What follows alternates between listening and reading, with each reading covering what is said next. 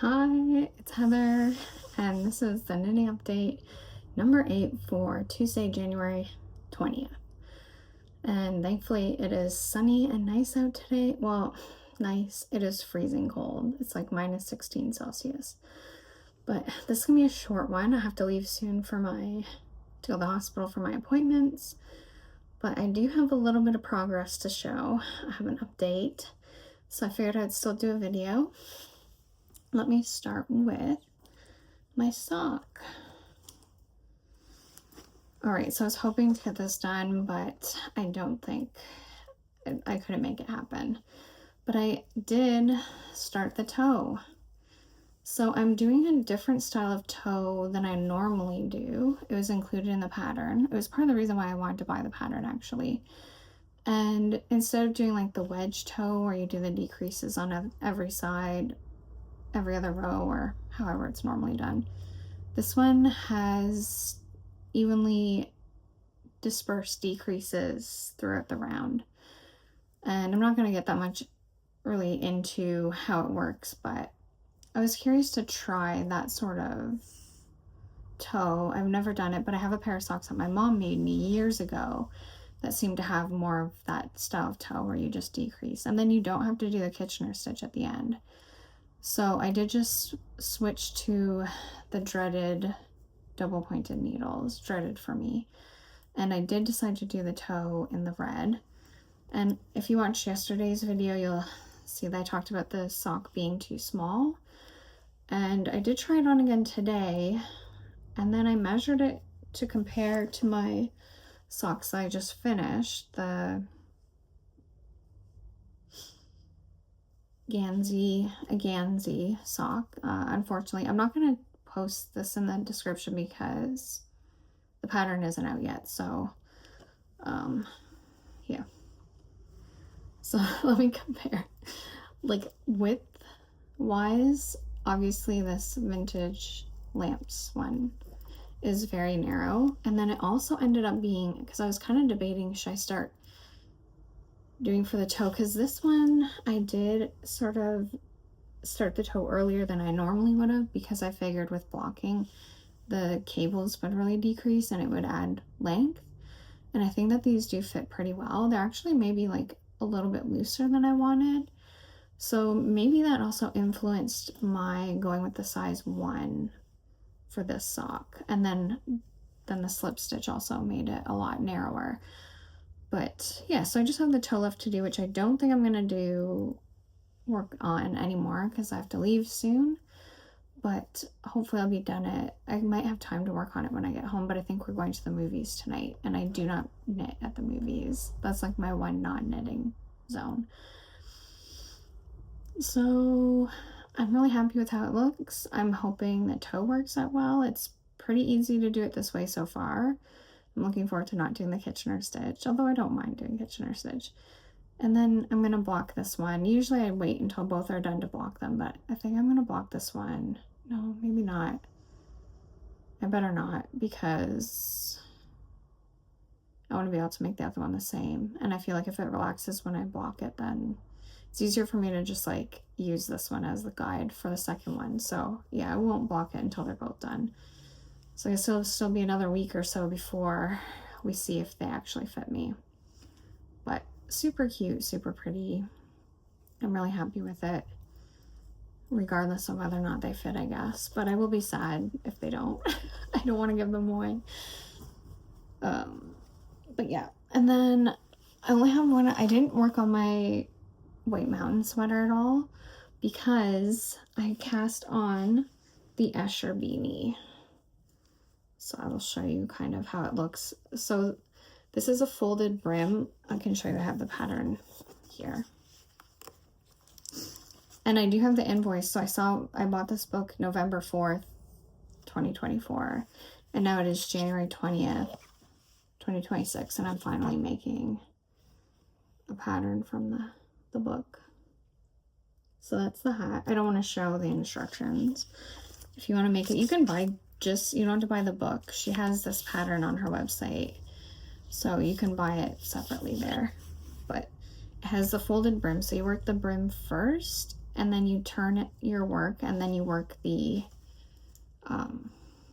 rest of the hat.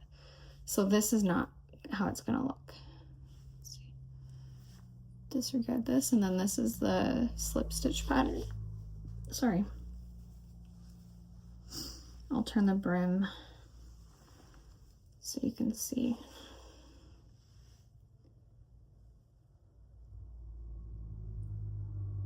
And I'm just loving how this looks. I am loving how the Noro looks. I'm loving how the Briggs & Little is looking with it. I just think this is so pretty. Also, so I frogged the hat that I was wearing yesterday to have the yarn for this.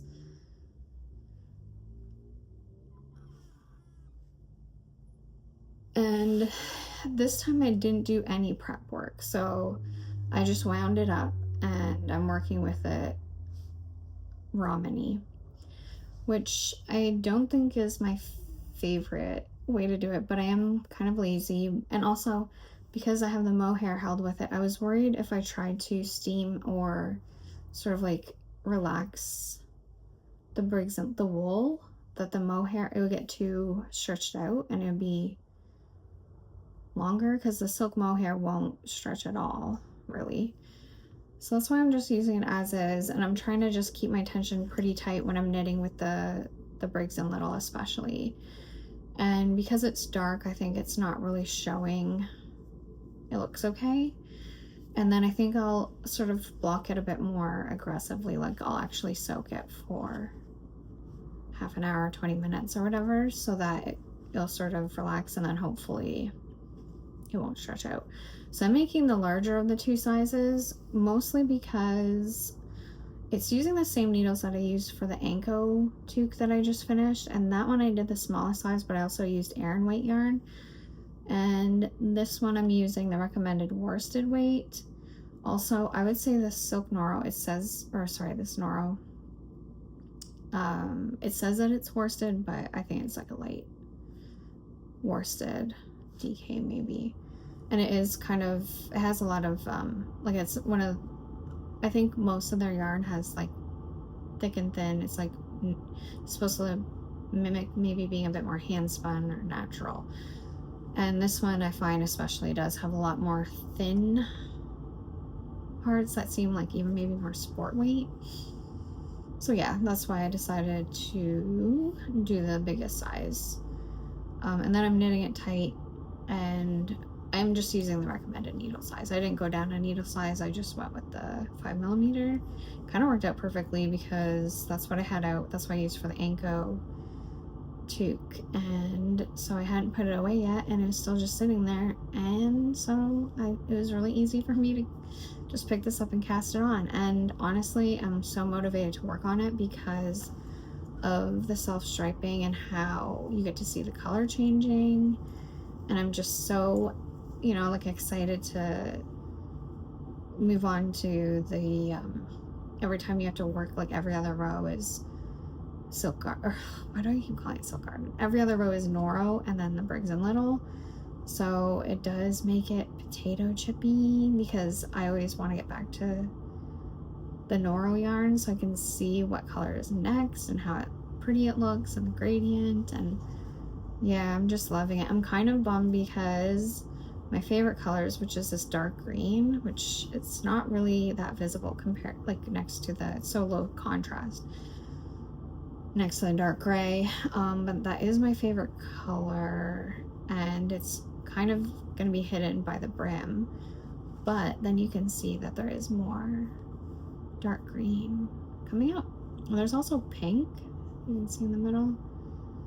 I kind of hope, I think I will hit the pink. I don't really want it to have the pink in it, but I'm also not one to sort of, I know people cut out sections that they don't like and then don't use them in their knitting or in their whatever they're making, but I just can't bring myself to do that.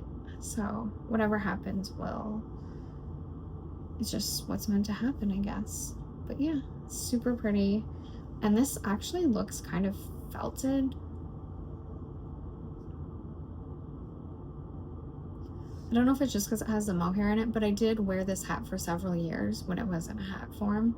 So I think maybe the wool did get a little bit felted just from being in the snow and getting wet and stuff like that. But yeah, I kind of liked how it looks in this.